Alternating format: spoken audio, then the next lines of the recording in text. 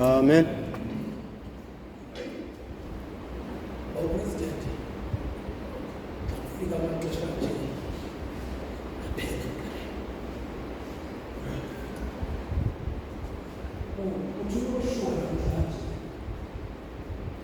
Sikhetheleni nina oyena Thixo enenkonzo.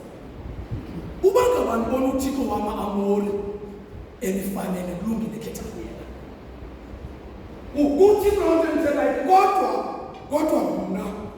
kodwa mna nendlu yam mna ndiyakumkhonza uYehova uThixo wena.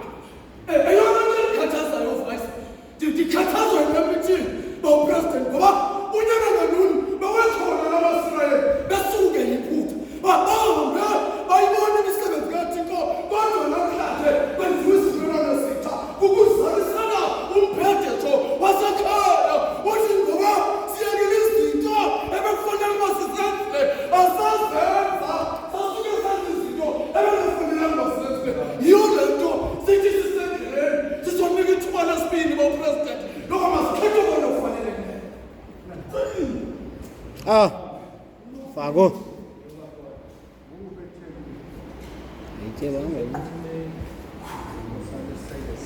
Unyuleleni ke nina. Wena uThixo eniyamkhonza.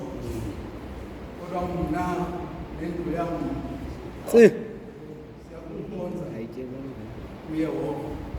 Yajoyina. Joyina ba. Bendingekho uchaza umbala ungameli.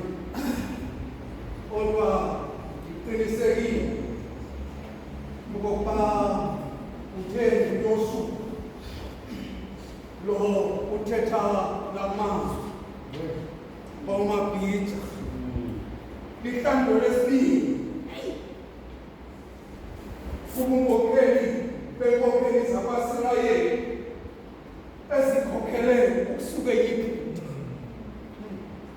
Xa bekwindawo yesinamazwi uthi umbhali lathi ilizwi mosisinyuka ubheke phezulu.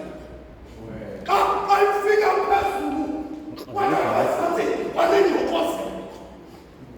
Uthi umbhali ngelo xesha amaSirayeli akhangela uThixo bephela.